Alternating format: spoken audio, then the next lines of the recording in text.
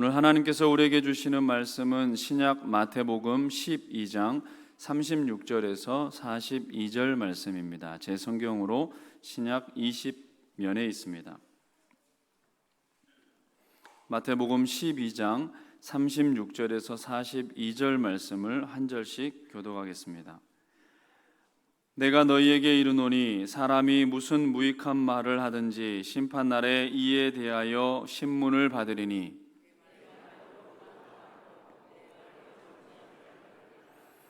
그때 서기관과 바리새인 중 몇 사람이 말하되 선생님이여 우리에게 표적 보여주시기를 원하나이다.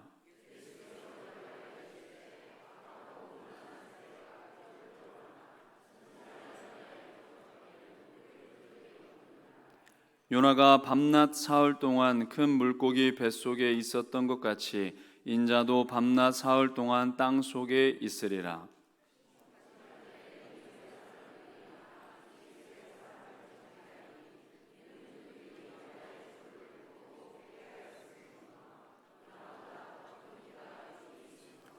함께 읽겠습니다. 심판 때에 남방 여왕이 일어나 이 세대 사람을 정죄하리니 이는 그가 솔로몬의 지혜로운 말을 들으려고 땅 끝에서 왔음이거니와 솔로몬보다 더 큰 이가 여기 있느니라.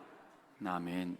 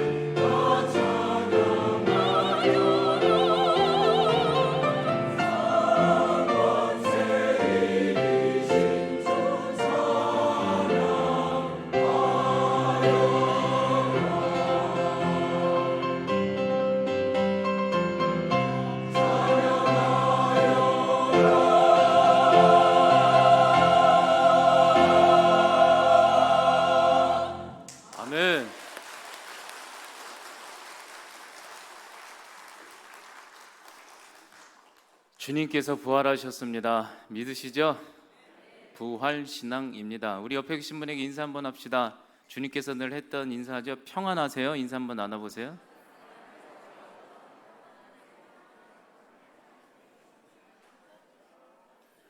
얼굴 보니까 너무 좋네요. 오늘 연합 예배라 저는 막 핸드폰도 여기서 울리고 저기도 울리고 할 줄 알았더니 하나도 안 울리고 기적입니다. 오늘 참 안타까운 소식은 부활주일인데 5주차라 점심 식사가 없습니다.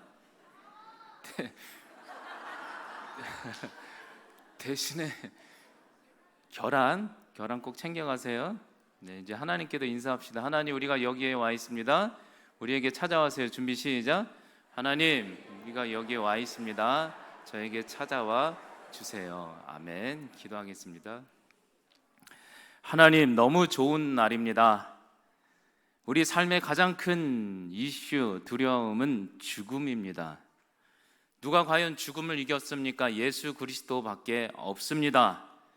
주여, 인생의 모든 두려움도 죽음에서부터 시작되는데 사망 권세를 깨트리고 부활하신 주님 붙들고 우리 동성애 식구들 날마다 이 어려운 인생 가운데 고난의 여정 가운데 서로 손잡고 고난을 헤쳐나가 평안의 길로 인도하여 주시옵소서. 주여, 너무 감사합니다. 하나님, 계속해서 가족을 보내주시는데 우리 김윤홍 우리 성도님 보내주시니 감사합니다. 그 가족을 위해서 늘 기도하게 하여 주시고 섬기게 하여 주시고 사랑하게 하여 주시옵소서.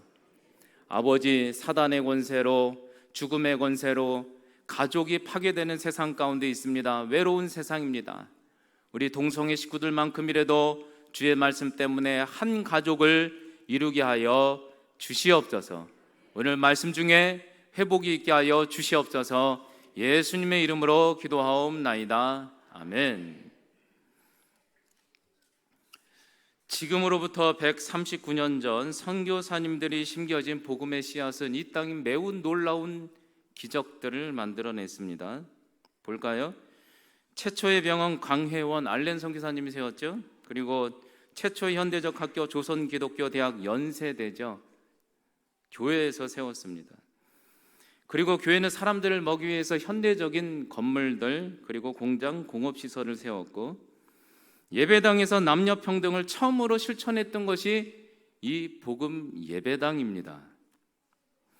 그리고 또 상처받은 영혼을 위로하기 위해서 교회 음악이 보급됐고 현대적 문화를 보급했던 것도 교회입니다. 여러분, 문학의 밤 기억나시나요? 호산나 호산나? 문학의 밤을 기억하면 과거 세대입니다. 요즘 MZ세대는 알 수가 없어요. 요즘은 문화가 교회 바깥에서 이제 퍼져서 바깥 문화가 더 화려해졌죠. 근데 예전에는 교회가 보급이었어요. 이렇게 심겨진 복음의 씨앗은 현재 전 세계적으로 다 알고 있는 한강의 기적, 광주의 기적을 만들어냈습니다. 과연 이 작은 나라에 처음으로 현대적 시설과 교육을 사랑으로 거저 주었는가? 복음, 예수 그리스도, 바로 교회입니다. 자부심을 갖고 살아가시기 바랍니다. 그 결과 현재 우리나라는 K-팝, K-뷰티, K-컬처, K-푸드, 세계 속의 자랑 한국이 되었습니다. 이 모든 것은 그리스도의 사랑과 복음의 시작이었습니다. 자부심을 갖고 살아가시기 바랍니다. 대단한 기적을 교회가, 그리스도가 시작하셨어요. 그것뿐입니까? 이 광주 땅에서 선교사님들이 폐렴 환자들, 학생들을 세우기 위해서 광주 기독교 병원을 세우고 기독교 학교를 세웠던 것이 작은 광주의 전신입니다. 기적이죠. 아름다운 광주의 기적이 시작됐습니다. 여기에 젊은 세대를 함께 예배드렸는데 이 나라와 이 지역의 역사적 기름물을 찾아보시기 바랍니다. 교회, 그리스도가 시작했습니다. 여러분, 기적입니다. 그런데도 교회가 과연 이 시대 가운데 어떤 기적과 표적을 더 많이 보여줘야 될까요? 어떤 표적을 보여줘야 될까요? 이것으로 부족한가요? 더 무엇을 기적을 베풀어야 할까? 여러분, 제가 이 얘기를 한 이유는 안타깝게 요즘 교회가 몇 년간 조금 실수를 하자 한국 사회는 너무 심할 정도로 교회에 대해서 험악한 말을 쉽게 쏟아냅니다. 분명 실수한 건 있지만 조금 심하다 생각할 정도입니다. 어느 면에서는 크리스찬인도 세상 사람들처럼 교회를 비판하는 이들이 있습니다. 별로 저는 보기 좋은 모습이 아니라고 생각해요.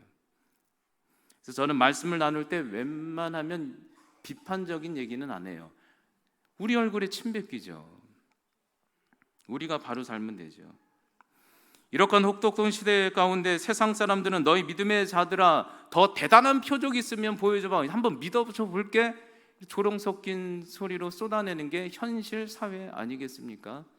여러분, 이런 시대 가운데 우리는 어떤 표적을 붙들고 살아야 되고 어떤 표적을 세상 사람들로부터 전하며 살아야 될까? 더 어떤 기적이 필요한데 이렇게 잘 살게 됐는데. 여러분, 오늘 말씀도 봅시다. 오늘 예수님께서는 귀신 들려 고통당하는 영혼을, 거기까지만 해도 참 힘든 거죠. 귀신 들린 분 만나면 참 안타까워요. 근데 여기에 3중 장애까지 소개하고 있어요. 귀신 들렸는데 귀만 멀쩡해요. 눈도 멀었어요. 말도 못해요.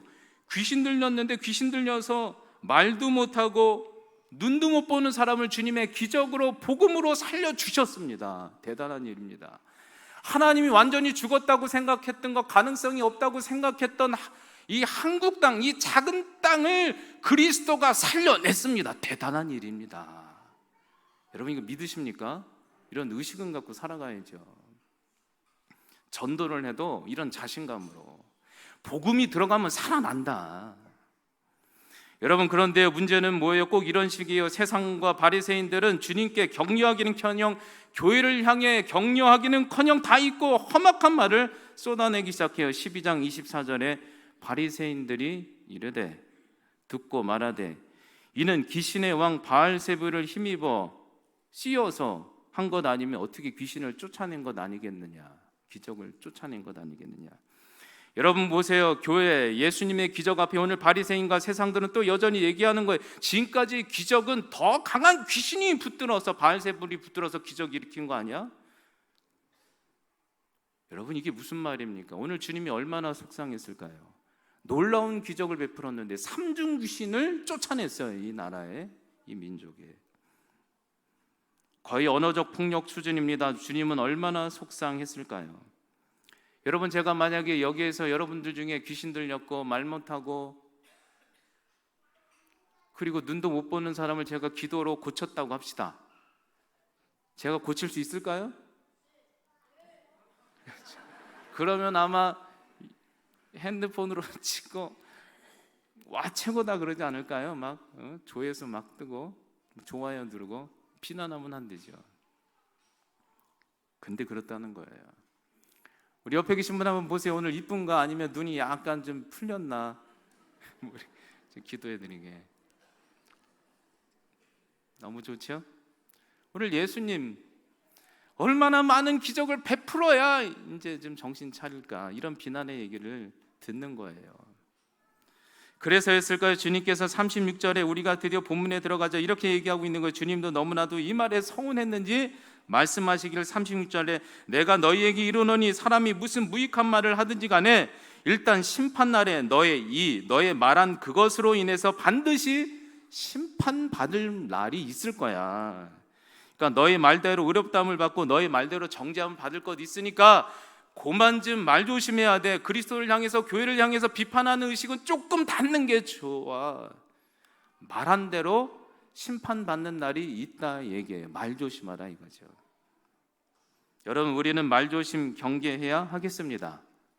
언어가 매우 중요합니다. 언어가 신앙의 시작입니다. 교회도 비판하지 말고 내 가족도 비판하지 말고 말 조심. 제가 이런 간증이 하나 생각났어요. 개그우먼 이성미 집사님의 간증을 제가 들은 적이 있어요. 잘 알 거예요. 이성미 집사님 아실 거예요.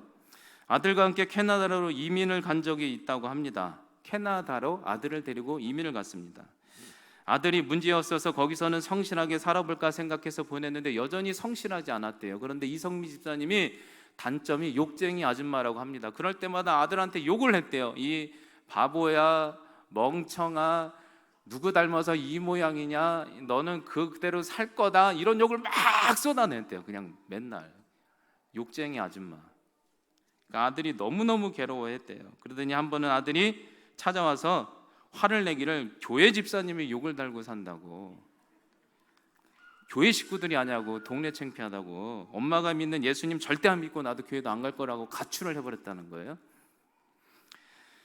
집사님이 어떻게 아들을 찾았는데 그때부터 크게 상처를 받아서 그때부터 새벽 기도를 나가기 시작했대요. 그래서 아들을 놓고 기도할 때 하나님 저 아들 좀 정신 좀 차리게 해달라고, 내가 캐나다까지 왔는데 막 기도를 몇 달을 하는데 어느 날 갑자기 하나님께서 말씀하시기를 성미야 너 아들만 문제인 줄 아니? 너가 욕한데도 아들을 그렇게 한번 만들어 줘볼까? 그러더래요. 그랬더니 정신이 번쩍 난 거예요. 망하게 뭐하게. 그래서 거기서 그렇게 울었대요. 하나님 제가 이제 다시는 안 그러겠다고, 아들한테 다시는 안 그러겠다고 그렇게 울고 회개하고, 그 뒤로 아들만 보면 막 욕이 나오면 막 연극이라도 했대요. 막 웃으면서 막 욕도 안 하고. 그랬더니 아들이 몇 주를 지내니까 너무 이상하잖아요. 한번 찾아왔지. 아들이 말하기를 엄마 요즘 어디 아프냐고, 이상한 거 아니냐고, 왜 욕을 안 하냐고, 욕을 해야 내가 좀 안심이 되는데 요즘 무섭다고 엄마 보면 왜 욕을 안 하냐고, 욕 좀 하라고 막 그랬나 봐요. 그랬더니 이 이성미 집사님이 뭐라고 그랬냐면 하나님이 너보고 욕하지 말래 그런 거예요. 그때 이 아들이 울면서 하는 말이 아니 하나님은 17년 동안 안 나타나다가 이제 나타나가지고 교회 떠나려고 했는데. 그래서 이제 그 아이가 변화되어서 공부 열심히 하고 신학교 가서 목회자가 돼요. 그래서 그분이 그런 간증을 했어요. 아들의 문제가 아니라 자신의 문제였다고. 자신의 언어 폭력 말로 아들이 얼마나 그동안 깎이고 고통당했을까 회개했다고.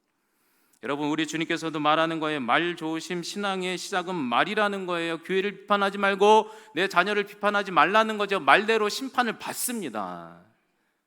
주님이 말하는 거예요. 말 조심해라.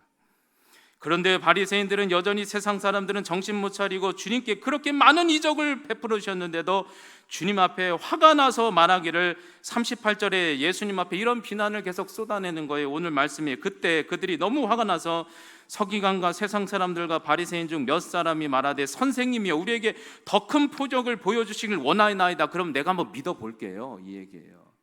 주님 우리가 그런 말 한 건데 뭐 그렇게 화가 나셔가지고 화를 내고 심판까지 논합니까? 주님 그런 기적 말고, 눈 뜨는 기적 말고, 귀신 쫓는 기적 말고, 말하는 기적 말고 더 큰 기적 보여주면 한번 믿어볼게요. 이렇게 비아냥되는 거죠. 사자성어로 적반하장이죠. 답이 없는 거죠. 요즘 세상이 그런 것 같아요.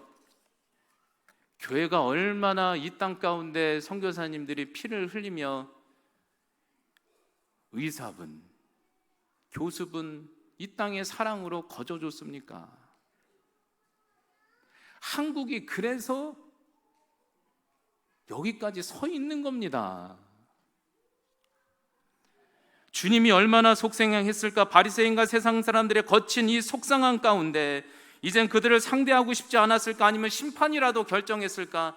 아니면 사랑의 예수님께서 다시 한번 그들을 안아주시고 기회를 주시고 무엇인가 깨닫기를 바라시면서 권면하시지는 않았을까? 여러분 오늘 다시 한번 이것에 대해서 짚어보시기 바랍니다. 이런 시대 가운데 교회를 향해서 비난하고 주님을 향해서 비난하고 무대한 태도로 말하는 이 시대 가운데 더 펴진 표적과 기적을 보여주면 한번 믿어볼게 하는 세대 가운데 주님께서 다시 한번 기회를 주시면서 이 말씀을 하시는 거예요. 권면의 말씀을. 오늘 말씀 보세요. 이렇게 적혀져 있어요. 39절과 41절에 예수님께서 대답하여 이르시되 악하고 음란한 세대가 표적과 기적을 많이 구하나 선지자 요나의 표적 기적밖에는 더 이상 보일 표적이 없느니라. 요나가 밤낮 사흘 동안 큰 물고기 뱃속에 있었던 것 같이 인자도 밤낮 사흘 동안 땅속에 있다가 반드시 부활할 거다. 심판 때 니느웨 사람들이 일어나 이 세대 사람들 정죄하더니 이는 그들이 요나의 전도를 듣고 회개하였음이거니와 요나보다 더 큰 이가 이제 여기 있느니라. 주님의 말씀입니다. 요나보다 더 큰 이가 있다. 수많은 기적으로도 부족하니 그 건방진 태도의 바리새인들과 복음을 무시하고 거부하는 이 악한 세대에 예수님께서 아주 단호하게 말씀하시는 거예요. 뭐냐? 내가 너희들에게 보여줄 이적과 기적은 이제 이거밖에 없다. 요나의 기적밖에 없다. 요나의 기적. 여러분, 요나의 기적이 뭐예요? 요나의 기적? 요나 아시죠? 이름이 이쁘죠? 요나. 요나가 니느웨로 가야 되는데 다시스로 도망가다가 불행하게도 사람들이 참 모질죠? 제비를 뽑았더니 누가 걸렸어요? 요나가 걸렸어요. 그리고 요나가 말하기를 양심이 있으니까 물에 빠뜨리라고 했더니 인도적으로 빠뜨리면 안 되는데 빠뜨려 버려요. 참 사람들 모질죠? 그런데 거기서 죽었으면 얼마나 좋아요? 불행하게도 뭐가 삼켜버려요? 큰 물고기가 요나를 삼켰대요. 물고기 이름이 수올 지옥이에요. 땅속. 여러분, 이게 남의 얘기라고 웃죠? 만약에 여러분들이 물에 빠진 것도 끔찍한데 큰 물고기 한번 생각해 봅시다. 거대한 고등어나 오징어 뱃속에 들어갔다고 상상해 봅시다. 어마어마하겠죠. 여러분, 생선 배를 갈라봤나요? 창자 끔찍하죠? 근데 그 속에 들어가면 얼마나 괴롭겠어요. 그냥 끈적끈적하고 위가 그냥 몸을 쪼이고 덥고 그냥 시체 있고 썩은 내 비린내 만지면 막 이러고 물도 뭐 가만히 있었겠어. 가만히 앉아있을게 물이 올라갔다 내려갔다 올라갔다 내려갔다. 요나가 엄청 그 안에서 원망하잖아요. 주님 차라리 죽여주시지 왜 살려가지고. 근데 신기한 게 3일 동안 안 죽는 거예요. 3일 동안 얼마나 괴로웠겠어요. 위액으로 이 몸도 타들어갈 거 아니에요. 얼마나 따갑고. 그냥 나중에 안 되니까 그제서야 회개하고 주님 죄송합니다. 죄송합니다. 제가 죽여달라고 했다가 죽여주지도 않으니까 뭐라고 해요? 주님 죄송합니다. 정말 내가 회개합니다. 하나님 한 번 기회를 주시면 복음을 위해 살겠습니다 했더니 신기한 일이 뱉어내죠. 살아나요. 여러분, 주님께서 보여주겠다는 표적이 이거죠. 그렇죠. 요나가 뱃속에서 3일 동안 살아난 것처럼 주님도 십자가에 달렸다가 죽었던 땅 속에서 계시고 완전히 죽은 것보다 더한 상태에서 죽은 그 상태에 있다가 모든 죽음과 우리의 모든 죄악을 이기시고 반드시 3일 만에 부활할 거다, 이 얘기죠. 여러분, 이것밖에 보여줄 것이 없다. 여러분, 예수 그리스도의 권위를 가장 잘 나타낼 수 있는 게 뭐였냐면 부활입니다. 우리가 붙들어야 될 최고의 신앙이 뭐냐면 부활 신앙입니다. 전해야 될 것도 기적도 최고의 기적도 뭐냐면 부활 신앙입니다. 성도는 부활합니다. 믿으시기 바랍니다. 유일하신 한 분 천하를 호령하시고 생사화복을 주관하시고 죽음까지로 다시는 전지전능한 예수님만이 가능한 일입니다. 직진이에요. 죽음을 이겼다. 돌려서 얘기하지도 않습니다. 여러분, 그래서 오늘 부활절이라 여러분들 뭘 드리는지 아십니까? 계란을 드려요. 계란하면 병아리가 나오죠? 새 생명. 근데 조금 안타깝게도 계란을 삶아가지고 나오진 않지만 그런 의미를 생각했어요. 부활, 생명이다. 살아난다. 세상 어디 과연 죽음을 이긴 존재들이 있나 찾아봅시다. 논어를 봅시다. 논어 선진편 11편에 보면 이렇게 나와 있죠. 미지생 언지사. 내가 어려운 말 아니죠. 내가 생을 모르는데 어떻게 죽음을 논하겠느냐. 죽음은 묻지 마라, 이 얘기예요. 그리고 기독교 다음에 큰 종교가 불교 아닙니까? 부처 시따르다 붙다가 유명한 얘기가 있죠. 법구경 8장에 보면은 한 여인이 사랑하는 아들을 잃었어요. 부처님한테 찾아온 거예요. 그리고 말하기를 내 아들을 좀 살려주십시오. 부처님한테 죽은 아들을 살려달라고. 그랬더니 부처가 살려둔다고는 얘기 안 하고 오묘한 얘기를 해요. 뭐라 그러냐면 부처가 말하기를 죽음을 경험하지 않은 집안을 돌아다니다가 겨자씨들을 구해와라. 한 움큼 얻어서 나한테 가져오면 살려주겠다.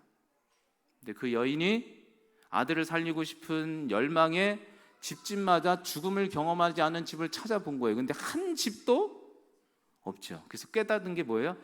죽음은 모든 집안마다 스며져 있구나. 죽음의 권세는 이길 수 없구나. 내 아들 죽은 걸 받아들였다. 이 얘기로 끝나요. 여러분, 대단한 깨달음인 것 같지만 세상 어떤 누구도 죽음을 이긴 이가 없다는 거예요.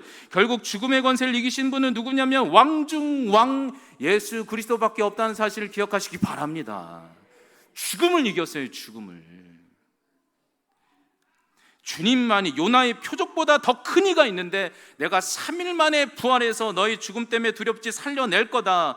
보십시오. 죽은 야이로의 딸을 살려내시고 나사렛을 살려내신 예수 그리스도가 우리를 살려낼 것입니다. 교회를 살려낼 것입니다. 교회 하나님이 살릴 겁니다. 나사로를 살리신 주님이 요한복음 11장 25절 26절에 이렇게 말씀하시잖아요. 예수께서 이르시되 나는 부활이요 생명이니 나를 믿는 자는 죽어도 살겠고 무릇 살아서 나를 믿는 자는 영원히 죽지 아니하리라. 영생이 있어요. 영생이. 여러분, 이 땅은 잠시 잠깐입니다. 고난이 늘 있습니다. 그러나 우리가 갈 영생의 천국은 이 땅보다 훨씬 좋습니다. 여러분, 그곳에서 다 만나시기 바랍니다. 천국 가면 주름살이 있을까요, 없을까요? 주님이 천국 앞에서 다리 위로 얼굴을 다 밀어주세요. 싹 그냥. 얼마나 좋습니까? 생각했던 부모님도 만나고. 한번 나이 60, 70 들어보세요. 사랑하는 사람 다 천국 가 있으면 이 땅보다는 천국밖에 그립지 않아요. 사랑하는 부모님도 만나고 성도도 만나고. 우리는요, 끝나도 결국에는 영생 부활이에요. 우리는요, 고난을 도망가 보려고 이 종교 저 종교 가잖아요. 기독교 종교는 고난을 도망가는 게 아니에요.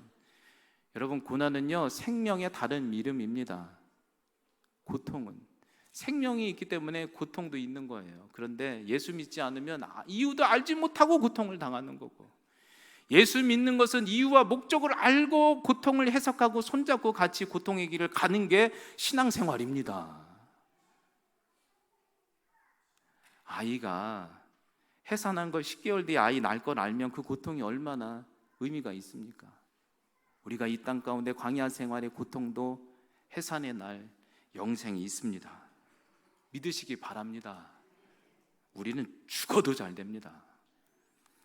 그런데 이 땅에 살아서도 모든 두려움의 원인은 사실 사탄이 속이고 있어요. 죽음 공포에서 시작돼요. 그래서 우리는 끝에 다 괴로우면 죽겠다로 끝나요. 한번 소개해드린 적 있어요. 배고파? 죽겠다. 미워? 죽겠다. 아파?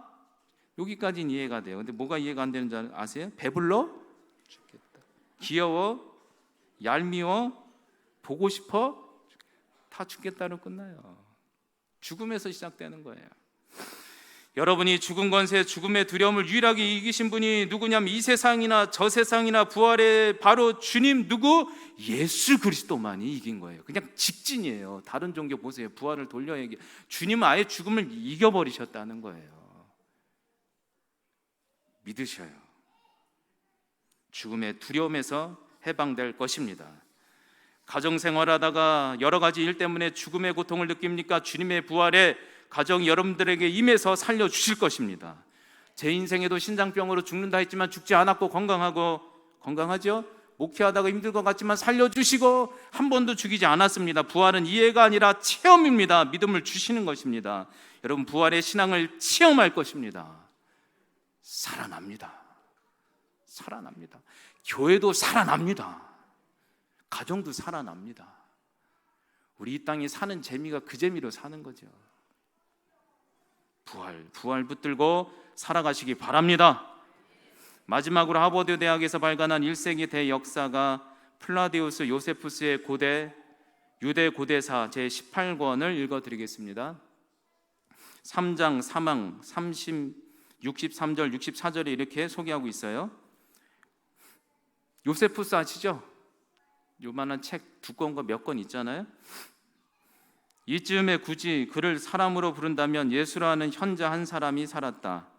예수는 놀라운 일을 행하였으며 그의 진리를 기쁘게 받아들이는 사람들의 선생이 되었다. 그는 많은 유대인과 헬라인 사이에서 명성이 높았다. 그는 바로 그리스도 구세주였다. 빌라도는 우리 유대인 중 고위층 사람들이 예수를 비난한다는 소리를 듣고 그를 십자가에 처형하도록 명령했으나 처음부터 그를 따르던 사람들은 예수에 대한 애정을 버리지 않았다. 예수가 죽은 지 사흘째 되던 날 그는 다시 살아나 그들 앞에 나타났다. 이것이 하나님의 예언자들이 이미 예언했던 바 예수에 대한 많은 불가사의한 일들 중에 하나였다. 오늘날에도 그를 따라 이름을 붙인 족속, 즉 그리스도인이라는 족속이 사라지지 않고 여전히 남아있다. 보십시오. 우리는 성경의 내용만 가지고 부활을 믿지만 세상이 인정하는 1세기 최고의 대역사가 요세푸스의 기록에 그리스도를 찬가하고 있습니다. 부활을 찬가하고 있습니다. 이래도 주님의 부활을 믿지 못하겠습니까? 새로운 세대 여러분들, 주님이 사망 권세를 이기셨습니다. 그것이 여러분들의 인생을 살릴 것입니다. 우리는 죽음을 믿는 종교가 아니라 영생을 믿는 종교입니다. 예수님은 복음의 능력을 부정하는 세대 가운데, 조롱하는 표적을 더 달라는 세대 가운데 요나의 표적 부활을 말씀했어요. 여러분 인생 가운데, 여러분들 친구 가운데, 여러분들 주변 가운데 과연 어떤 표적과 기적을 보여줘야 될까? 바로 최고의 이적 선물은 사망 권세를 이기시고 부활하신 예수 그리스도의 부활입니다. 부활. 이 부활을 믿고 전할 때 여러분 인생 가운데 죽음의 두려움도 이기고 오직 담대함으로 영생의 평안을 누리며 살아낼 것입니다. 기도하겠습니다. 하나님, 오늘은 너무나도 기쁜 날입니다. 주님이 사망 권세를 깨트리고 최초의 열매로 부활하셨습니다. 우리도 그 길을 쫓아갑니다. 이 땅 가운데 고난이 있고 염려가 있고 고통이 있어도 훗날의 영생을 믿고 이 고통을 잘 해석하며 교회 우리 식구들 서로 손잡으며 위로하며 이 고난을 뛰어넘고 성장해가는 동성애 식구들이 다 되게 하여 주시옵소서. 이 시간 간구하며 기도합니다. 삶의 죽음의 고통 때문에 괴로워하는 분들이 있습니까? 경제적인 문제 때문에 주님 앞에 기도하는 분들이 있습니까? 꾸리는 가정이나 베풀며 사람을 살리며 선한 일을 할 수 있도록 주님 채우시고 역사하여 주시옵소서. 예수님의 이름으로 기도하옵나이다. 아멘.